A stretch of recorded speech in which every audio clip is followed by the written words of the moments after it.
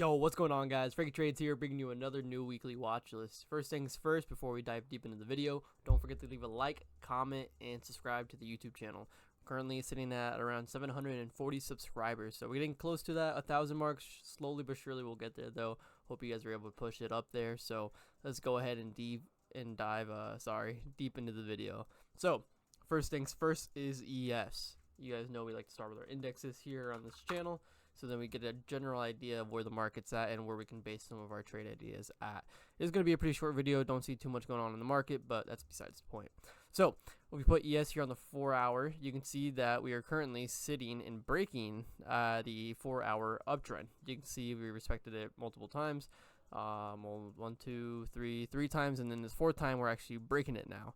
And then you guys also see this trend line that I found here. I found this on the 1 hour. But you can see that we are currently breaking this 4 hour trend line. It's going to be important to see going into Monday morning, seeing how it's reacting to it. And then if we go to the 1 hour with ES here, you can see that we are bouncing perfectly on it, and we have been riding this trend line for a bit now.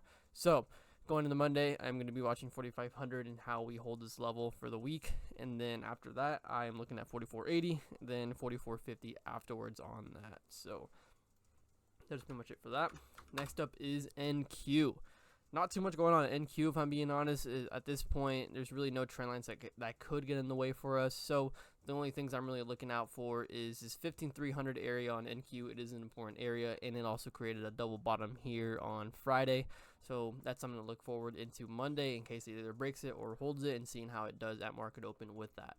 Next up after that is 15,100 and then 15,000 for more downside. You guys see that the index is catered more towards the downside, so that's when I'm going to be targeting my plays around, seeing if anything is weak along with the market. If there are things that are strong, I will point them out, but I didn't see anything for the watch list for this coming week. So first up is Meta. So if we go Meta on the 4 hour, you guys can see that it's been consolidating around the 310 area.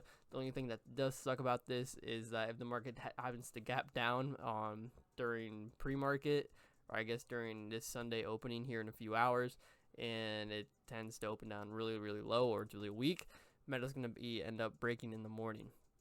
But I am looking at 310. It does have around an $8 gap here, so I'm just going to be looking at the 310 scalp, room down to 309, and seeing how it sets up along the way down, if it creates any more levels or areas that we can trade.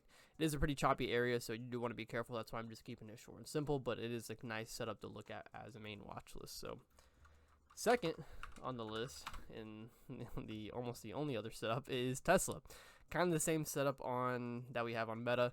You can see that we are setting up around this 250 area. Reason why we're watching 250, it's an important area. It's a key level.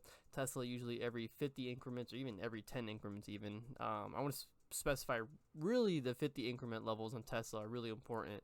So seeing that it's been consolidating around this area, and now that it fell down with the market, if this can pick up some weakness alongside with the market, or even be ahead of the market, this will be a fire setup to catch. So that is Tesla. Just going to be looking at the 250 area, room down to 248, and then after that we have a gap all the way to the downside that starts at 238.50 and then that ends at 235.23. Not a big gap, but it is one to be looking out for. And then last but not least, like I said, this is going to be a short video, not too much going on, is Shopify. If you put this on the daily time frame, you guys can see that we have around a $6 gap starting at 54 from a previous earnings it had. Not the one we had this current week, but the one we had previously that we jumped up on. You guys can see that it has a $6 gap, so it is pretty far away from where I'm wanting to play it at, but it is something worth watching because I know a lot of people like to skip it with Shopify. It is a stock worth playing. Once you really pick the right setups, you understand what setups to pick on it and how it moves. Shopify really does pay.